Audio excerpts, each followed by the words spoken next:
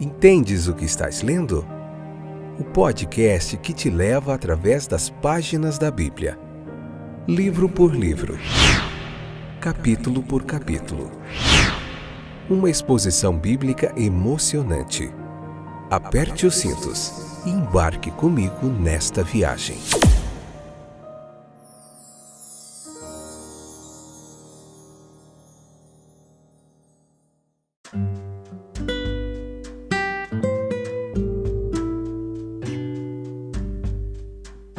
Olá, povo de Deus, eu sou o Fábio, estou de volta. Esse é mais um fantástico episódio do podcast Entendes o que estás lendo.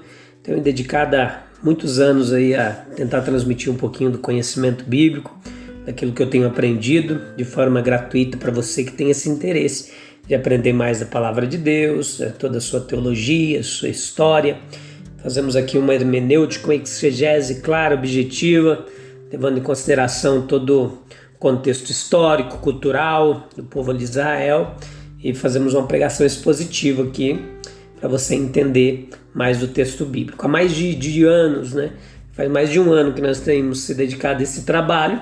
Já fizemos o livro de Gênesis, todos 50 capítulos, o livro de Êxodo, o livro de João, Evangelho segundo São João. Você encontra isso aí em vários streamers aí, tá bom? Pode desfrutar gratuitamente de todo esse trabalho que eu tenho feito para você com todo carinho, tá bom? Obrigado pela sua audiência, sua paciência, sempre bom tê-los de volta. Temos uma comunidade que cresce diariamente de irmãos na Europa, na África, no continente aqui da América do Sul mesmo, em quase todos os estados brasileiros, lá na América do Norte, vários estados americanos, e tem sido muito gratificante esse trabalho. Espero poder continuar, que Deus me dê força e graça para a gente continuar trabalhando com dedicação para deixar esse conhecimento para vocês. Hoje nós vamos falar da última Páscoa do nosso Senhor, e vai ser muito legal. Tem muito ensino interessante aqui que você não pode perder. Vamos falar de uma ferida mais profunda ali que tocou Jesus. Vamos falar da paixão de Cristo, começar a falar dela. Vamos falar um pouquinho da ceia do Senhor, ali que ele celebrou com seus chegados discípulos, Então, nós vemos que essa última Páscoa aqui do nosso Senhor, o Sinédrio, nessa ocasião aqui, capítulo 22, versículo 23, ele estava numa sessão, reunido e ansioso para prender Jesus e removê-lo. O Sinédrio era aquele poder religioso ali, que decidia muitas coisas ali em Jerusalém. Então veja que eles temiam que a população apegada a Jesus se declarasse a ele e não aos líderes antigos, e rejeitasse aqueles líderes ali. Era um medo vão. As pessoas elas eram inconstantes e tão prontas para clamar pela crucificação, da mesma forma quando gritaram Hosana quando ele entrou pela cidade. No entanto, o medo de perder popularidade ela levou os líderes judeus ao desespero. Eles foram derrotados em vários debates pelo mestre que esteve entre eles, e eles só podem esperar pela traição para assegurar o seu propósito. Era isso que eles desejavam. Então eles encontram o seu instrumento pronto em Judas. Então aqui nós devemos considerar muitas coisas sobre esse personagem bíblico, esse aqui que fazia parte dos 12 apóstolos. Ele evidentemente havia se unido à causa de Jesus na esperança de um lugar no reino mundial.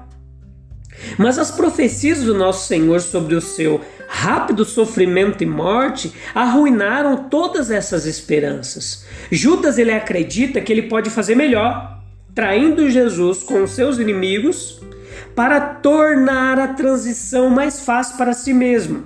Ele consente em fazer o trabalho vergonhoso pela quantia de 30 moedas de prata. Era o preço médio da vida de um escravo. Observe a inspiração satânica pela qual Judas agiu. É evidente que a Escritura representa a esfera do mal sob o domínio de uma grande personalidade inegável, chamada de Satanás.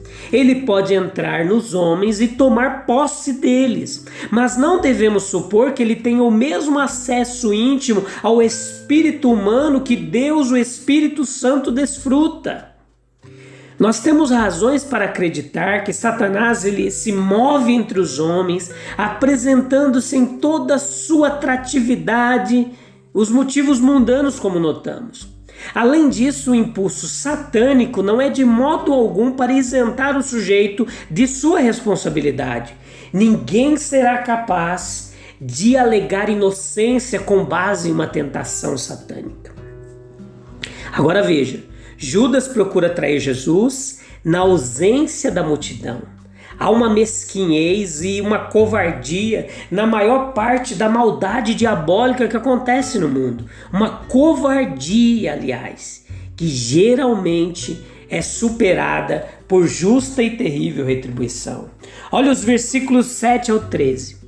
Enquanto isso, Jesus instrui os dois discípulos, Pedro e João, a preparar a Páscoa. Ele cronometra a celebração de modo a terminá-la na noite de quinta-feira da semana da Páscoa.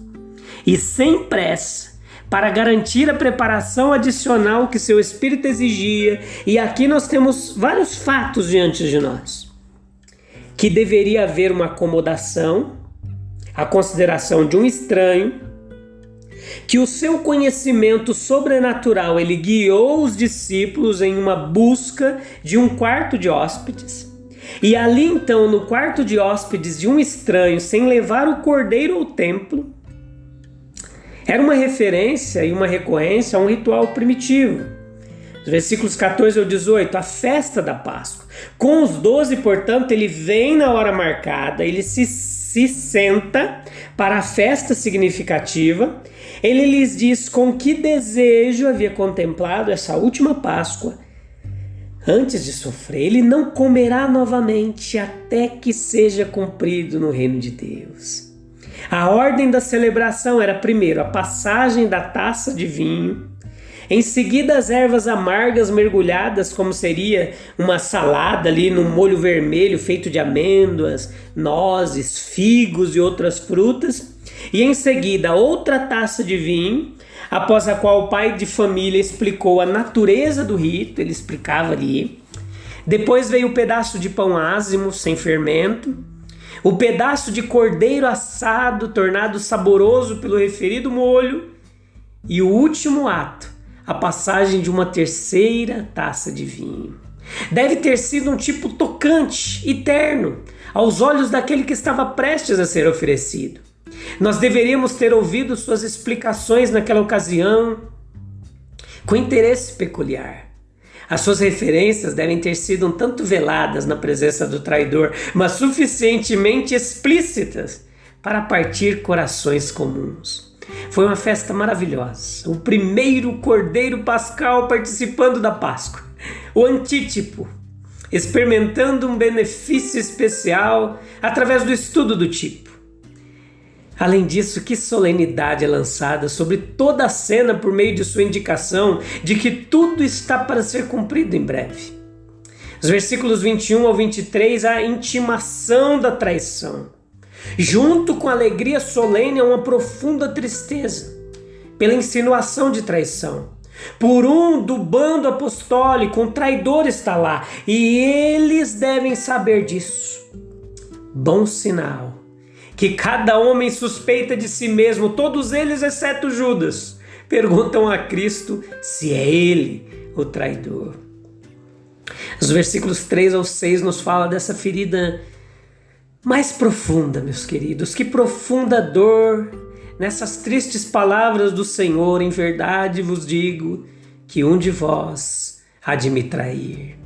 Essa foi uma espada que entrou em sua alma, uma angústia aguda, uma das mais amargas de todas as dores do Filho do Homem.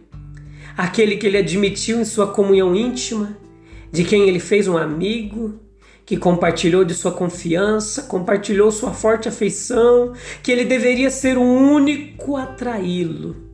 Não há problema possível para nós tão grande quanto aquele que está aberto para nós do lado de nossas afeições mais puras e fortes. não é nosso inimigo declarado, nem um homem a quem somos indiferentes, mas é nosso amigo mais querido, que tem o poder de dilacerar nossa alma com o golpe mais afiado, estragar nossa vida, jogando sobre ela a sombra mais escura. Olha o que disse o Salmo 41:9 profeticamente: até meu melhor amigo, em quem eu confiava e com quem repartia meu pão, voltou-se contra mim.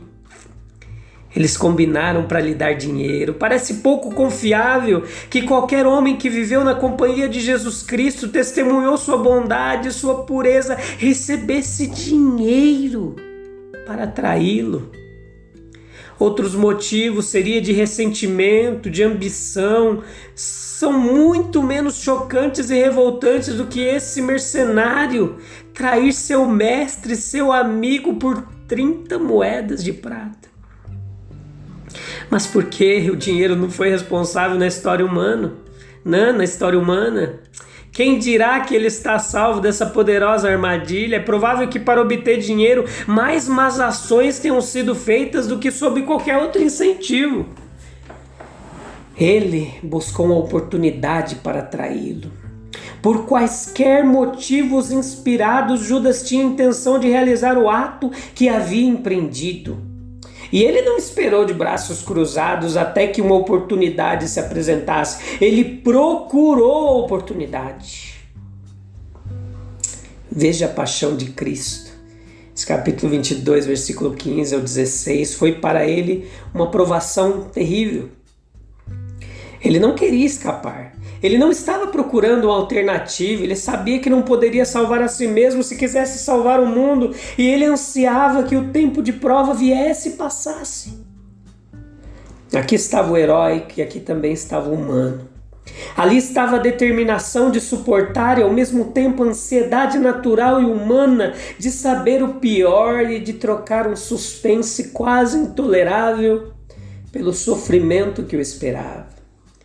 Tendo escolhido o caminho do autossacrifício e tendo entrado e perseguido, convinha que ele continuasse e completasse o seu trabalho designado. Ele não podia voltar atrás. Não. Sem sofrer a derrota, ele aceitou o futuro sombrio que estava diante dele como um dever sagrado. No entanto, nós temos aqui um vislumbre da extrema severidade da prova que ele sofreu. Ele sabia que seu sofrimento seguiria imediatamente a Páscoa. E ele desejava sinceramente que a Páscoa viesse para que os sofrimentos se seguissem. Tudo que a Páscoa profetizou foi cumprido. O Cordeiro de Deus foi morto, aquele Cordeiro que tira o pecado do mundo. Tudo no caminho da resistência sagrada, da preparação divina, está agora concluído. O caminho para o reino está aberto. Aqueles sofrimentos para os quais Jesus estava tão ansiosamente esperando, para os quais ele havia chegado, sem nada entre ele, exceto a festa da Páscoa, teve que suportar. Cristo, nossa Páscoa, foi morto por nós, nosso Senhor Redentor, para deixar esse sofrimento, essa morte, esse sacrifício. Foi para evocar a nossa humildade, meus queridos, despertar a nossa fé, acender o nosso amor e ordenar a nossa obediência, nos inspirar com alegria sagrada e permanente na medida em que sua tristeza até a morte é a fonte de nossa vida eterna. Vai ser difícil fazer esses capítulos aqui até o 24, e mexe muito comigo esse finalzinho da história de Jesus. Versículo 19 e 20, embora quanto mais simples a cerimônia seja, mais bíblica ela é. Ainda assim, as ideias associadas a ela e sugeridas por ela são muitas e importantes. Os elementos escolhidos são o pão e o vinho, fonte de força e alegria. Ele, o nosso Senhor, é a única fonte constante de nosso alimento e força espiritual. Da alegria com que nossos corações estão para sempre alegres. O pão partido, o vinho derramado, o que isso fala aos nossos corações? Do rosto desfigurado, do cansaço, da pobreza e privação, da labuta e solidão, dessa vida conturbada, das tristezas e dores, desse coração sobrecarregado e partido, da vergonha e da escuridão, da morte e da última cena de encerramento. Estamos de cabeça baixa, o espírito reverente naquela cruz, e percebemos que aquela tristeza foi suportada, que a morte morreu por nós. Este é o meu corpo dado por vocês, meu sangue derramado por vós. É a propiciação pelos nossos pecados. Cada um come daquele pão e bebe daquele cálice. Ao fazê-lo nesse ato, ele declara a sua própria necessidade pessoal de um Salvador divino. Nós afirmamos a nossa convicção de que o sacrifício foi oferecido por Ele. Ele renova a nossa fé no divino Redentor. Ele reconhece a reivindicação daquele que o amou até a morte. Rededica-se a Jesus Cristo ao seu serviço. Se regozija em espírito em seu Pai reconciliado, em seu divino Senhor e amigo.